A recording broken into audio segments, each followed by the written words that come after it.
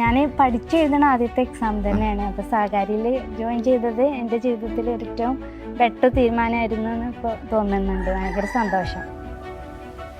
ഇപ്പോൾ സാറ് ഞങ്ങൾക്ക് ക്ലാസ് എടുക്കുമ്പോൾ ലൈവ് ക്ലാസ് അല്ലെങ്കിൽ കൂടെ അപ്പം കുട്ടികളെ സ്കൂളിലൊക്കെ മാഷ്മാർ പഠിക്കുന്ന രീതിയിലാണ് ഞങ്ങൾക്ക് തോന്നുന്നത്.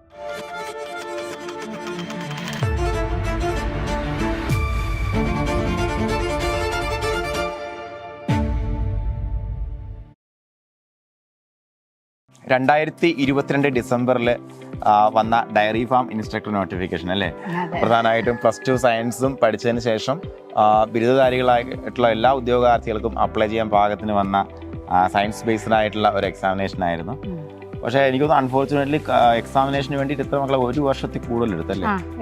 1 വർഷത്തിൽ കൂടുതൽ 23 ഡിസംബറിലാണ് നമുക്ക് പിന്നെ എക്സാമിനേഷൻ്റെ ഡേറ്റ് വരുന്നത്. അങ്ങനെ കുറേ നീണ്ടുപോയി.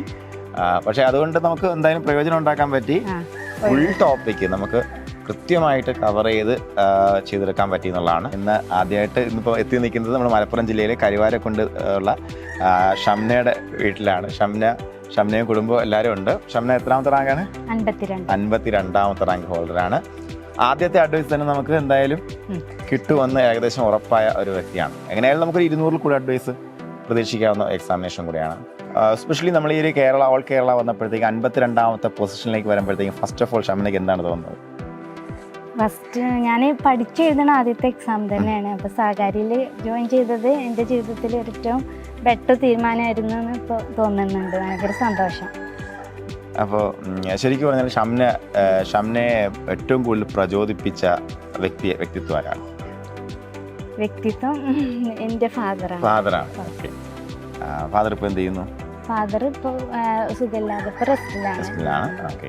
അപ്പോൾ നമ്മൾ നിരന്തരം നമുക്ക് ഇങ്ങനെ ഒരു എന്താ പറയുക മേഖലയിലേക്ക് നമ്മൾ എത്തിച്ചേരണം എന്നുള്ളൊരു മോട്ടിവേഷൻ അത് ചെറുപ്പം മുതലേ സ്വയം മോട്ടിവേറ്റഡ് ആണ്, സെൽഫ് മോട്ടിവേറ്റഡ് ആണ്. എപ്പോഴും ഒന്ന് വൈകി ഇതിലേക്ക് എത്തിപ്പെടാൻ കുറച്ച് സമയം എടുക്കുന്നുള്ളൂ.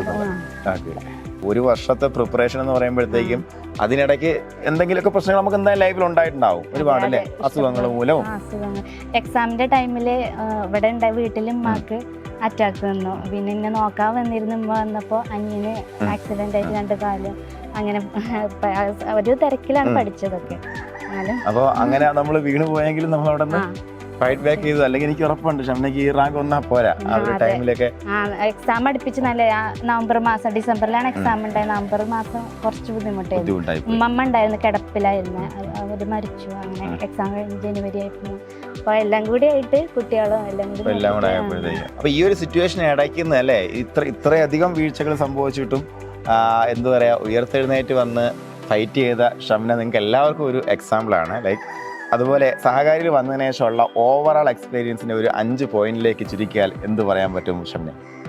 സഹകാരി നമുക്ക് PSCയിലേക്കൊക്കെ പ്രിപ്പയർ ചെയ്യുന്നതൊക്കെ ഏറ്റവും ബെറ്റർ ഓപ്ഷനാണ്. കാരണം അതിൽ ക്ലാസ്സുകൾ തന്നെ ഇപ്പോൾ സാറ് ഞങ്ങൾക്ക് ക്ലാസ് എടുക്കുമ്പോൾ ലൈവ് ക്ലാസ് അല്ലെങ്കിൽ കൂടെ അപ്പം കുട്ടികളെ സ്കൂളിലൊക്കെ മാഷ്മാർ പഠിക്കുന്ന രീതിയിലാണ് ഞങ്ങൾക്ക് തോന്നുന്നത്. നല്ല ക്ലാസ്സുകളാണ്. പിന്നെ എക്സാംസ് ഡെയിലി ഉള്ള എക്സാംസും പിന്നെ ആഴ്ചയിലുള്ള എക്സാംസ് എല്ലാം കൂടി പിന്നെ കവർ ചെയ്തിട്ട് നമുക്ക് പിന്നെ റിപ്പീറ്റ് ചെയ്യാനുള്ള കുറെ സമയം എക്സാമുകൾ കൂടുതലൊക്കെ പറ്റിയ നല്ലൊരു.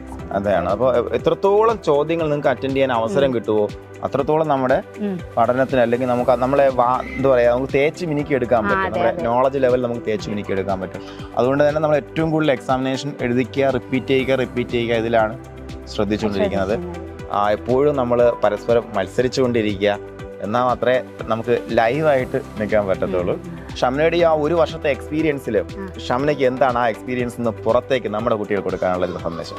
നമ്മൾ പഠിക്കാൻ ഇറങ്ങിയിട്ട് നമ്മളൊരു ലക്ഷ്യം വെച്ചിട്ടാണല്ലോ ഇതിലേക്ക് ചേരുന്നത് തന്നെ.